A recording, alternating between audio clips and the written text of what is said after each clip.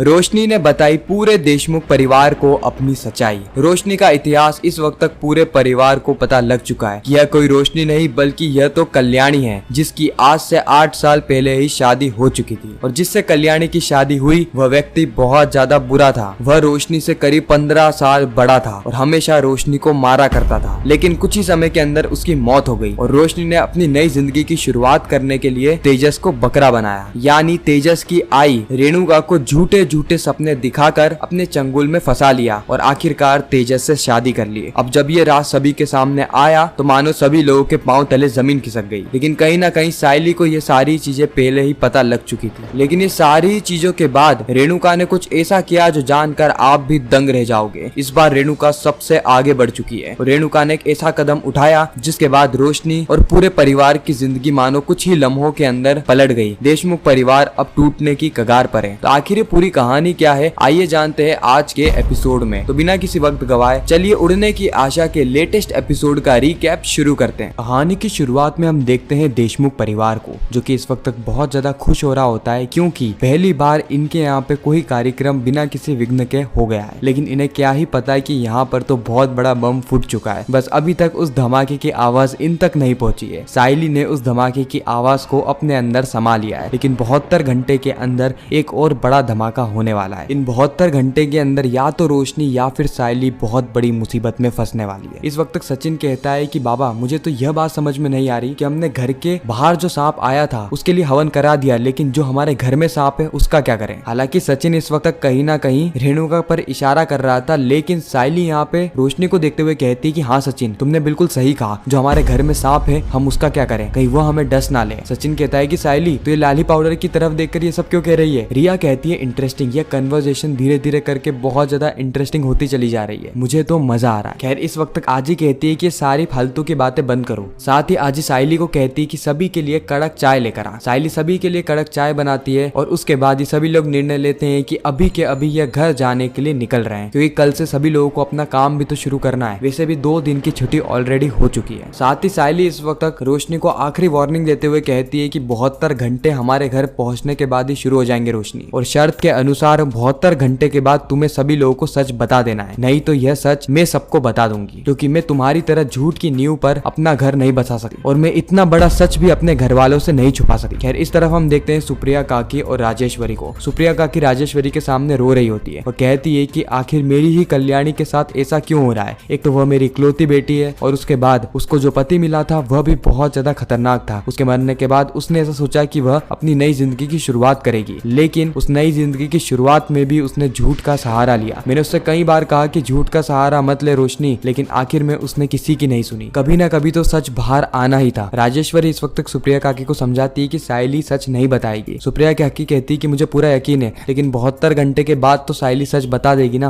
रात को जब सायली सभी के लिए खाना बना रही होती है उसी वक्त वहाँ पर आ जाता है सचिन। सचिन सायली का चेहरा देखकर ही समझ गया था कि सायली कुछ तो बात छुपा रही है, इसलिए वो डायरेक्ट सायली से पूछ लेता है कि अगर वो कोई भी बात छुपा रही है तो वो मुझे बता सकती है। सायली बस बताने ही वाली होती है रोशनी का सच कि उसी वक्त वहाँ पर आ जाती है रोशनी। रोशनी यहाँ पे आजी के नाम का बहाना लेकर सचिन को दूर भेज देती है और बाद में सायली से कहती है कि सायली तुमने तो मुझसे वादा किया था ना कि तुम 72 घंटे तक ये सच किसी को भी नहीं बताओगी, तो तुम आखिर सचिन को सारा सच बता क्यों रही हो। सायली एक बार फिर वही कहती है कि मैं तुम्हारी तरह झूठी नहीं हूँ कि झूठ के ऊपर इमारत बना सकूं। इस बार तो मैंने सचिन को कुछ नहीं बताया, लेकिन ज्यादा समय तक मैं इस राज को राज नहीं रख सकती कल्याणी। तुम्हारे पास 72 घंटे हैं, घर पहुंचने के बाद 72 घंटे के अंदर तुम्हें सच को बताना है, तुम उस चीज के बारे में सोचो। इतना कहकर सायली वहाँ से चली जाती है। रोशनी तुरंत एक कॉल लगाती है क्योंकि उसे किसी भी हालत में अपनी काकू को और तेजस को अपने अंडर में करना होगा, क्योंकि अगर उसने ऐसा नहीं किया तो ये सच जानने के बाद वह दोनों तो रोशनी यानी कल्याणी को धक्के मारकर यहाँ से निकाल ही देंगे। अगले दिन हम देखते हैं कि पूरा ही परिवार देशमुख हाउस में पहुंच जाता है, जहाँ पर एक नई सी अनोखी सी चीज होती है। यानी इस वक्त घर में एक नया क्लाइंट आता है। यह क्लाइंट रोशनी को 10 लाख रुपए का एडवांस चेक देता है ताकि आने वाले ऑर्डर्स उन्हें टाइम पे मिले, और यह तो सिर्फ एडवांस था, यानी अभी पूरा पेमेंट नहीं मिला है। 10 लाख रुपए का नाम सुनने के बाद तो मानो रेणुका के पांव तले जमीन खिसक जाती है। रेणुका के कान खड़े हो जाते हैं क्योंकि उसने आज से पहले 10 लाख रुपए कभी भी नहीं देखे होते हैं। साथ ही रेणुका तो शुरू से यही चाहती थी कि उसका सबसे बड़ा बेटा तेजस हमेशा आगे बढ़ता रहे, और आज रोशनी ने वो कर दिखाया है। रेणुका को यहाँ पे रोशनी के ऊपर बहुत ज्यादा गर्व हो रहा होता है, लेकिन सायली तो पूरा सच बहुत अच्छे से जानती है, इसलिए सायली का गुस्सा 7वें आसमान तक पहुंच जाता है। लेकिन कहीं ना कहीं वो अपने गुस्से को पी लेती है, ये सोच कर कि 72 घंटे की तो बात है, 72 घंटे बाद इस कल्याणी को अपना राज सबको बता बताना ही होगा। खैर इसी के साथ ही खूबसूरत एपिसोड यहीं पर समाप्त हो जाता है। आपको ये रिकैप कैसा लगा कमेंट सेक्शन में जरूर बताना। मैं मिलता हूँ किसी नेक्स्ट इंटरेस्टिंग वीडियो में, जब तक के लिए गुड बाय।